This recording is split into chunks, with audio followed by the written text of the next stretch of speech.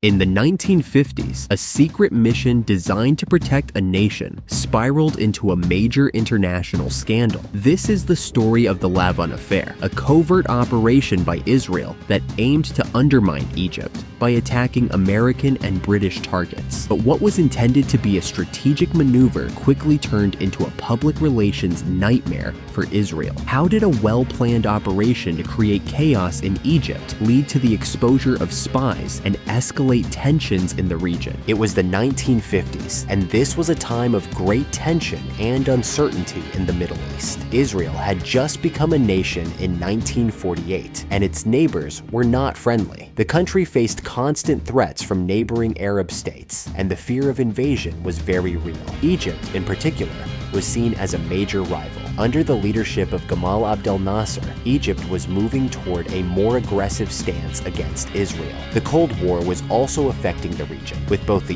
US and the Soviet Union vying for influence. In this volatile environment, Israel was determined to protect itself and gather intelligence on its enemies. This is where the Lavon Affair comes into play. Israeli leaders believed that by conducting secret operations in Egypt, they could disrupt the country's stability and keep themselves safe from potential attacks. But what started as a plan for security would soon lead to a scandal that would rock the nation. The Lavon Affair was named after Pinhas Lavon, who was the Israeli Minister of Defense at the time. The main objective of the operation was to sabotage Egyptian targets and create chaos. Israeli intelligence hoped that by carrying out these attacks, they could make it look like the Egyptians were facing internal threats. This, in turn, could weaken Egypt's position in the region. The plan was known as Operation Susanna. It involved a group of Israeli operatives who were sent to Egypt to plant bombs in American and British-owned locations. The thinking was that if the attacks could be blamed on local extremists, it might provoke a response from the Western powers, drawing them closer to Israel and potentially destabilizing Nasser's government. Key players in this operation included the Israeli military and the Mossad, the country's intelligence agency.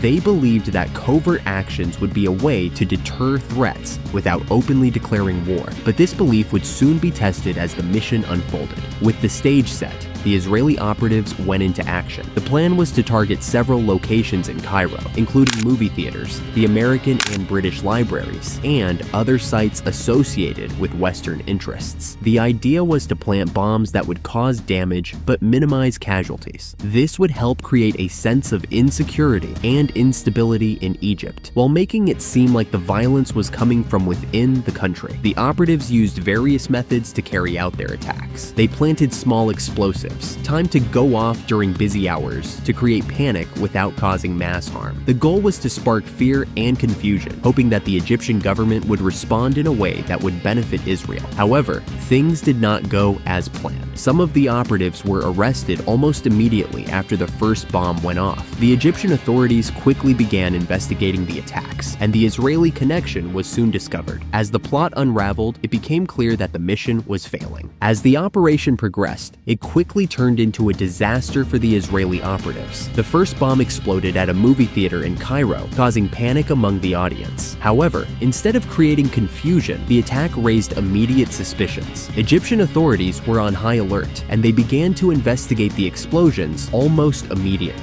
It didn't take long for the authorities to track down the operatives. Many were captured shortly after the attacks. Under interrogation, they confessed to being part of an Israeli operation. This revelation was a huge blow to Israel, as it exposed their secret mission and the lengths they were willing to go to in order to protect themselves. The Egyptian government wasted no time in publicizing the arrests. They used the incident to rally nationalistic sentiment against Israel and to portray the country as an aggressor. This not only intensified anti-Israeli sentiment in Egypt, but also drew international attention to the affair, further complicating Israel's position in the region. As the operatives faced trial, the political fallout began to unfold back in Israel. The government had to confront the consequences of a plan that had gone horribly wrong. The fallout from the Lavon Affair was swift and intense. In Israel, the operation's failure led to a significant crisis in leadership. Public opinion turned against the government, especially since many felt betrayed by the actions of the intelligence community. Pinhas Lavon, who had approved the mission, faced immense pressure to resign. Many believed he had misled the prime minister and other officials about the operation's risks. In a dramatic turn of events, he eventually stepped down, but the scandal continued to haunt Israeli politics for years. In Egypt, the government's handling of the affair bolstered Nasser's position. The scandal was used as a rallying point for nationalism, portraying Egypt as a victim of foreign aggression. This strengthened Nasser's image as a leader standing up to Israel and Western powers. The aftermath of the Lavon Affair had lasting effects on Israeli-Egyptian relations. In the short term, the failed operation deepened mistrust between the two nations. It also complicated Israel's diplomatic efforts in the region. The scandal made it clear that covert actions could lead to unexpected consequences, prompting a re-evaluation of intelligence strategies. Don't forget to like, share, and subscribe for more insightful content.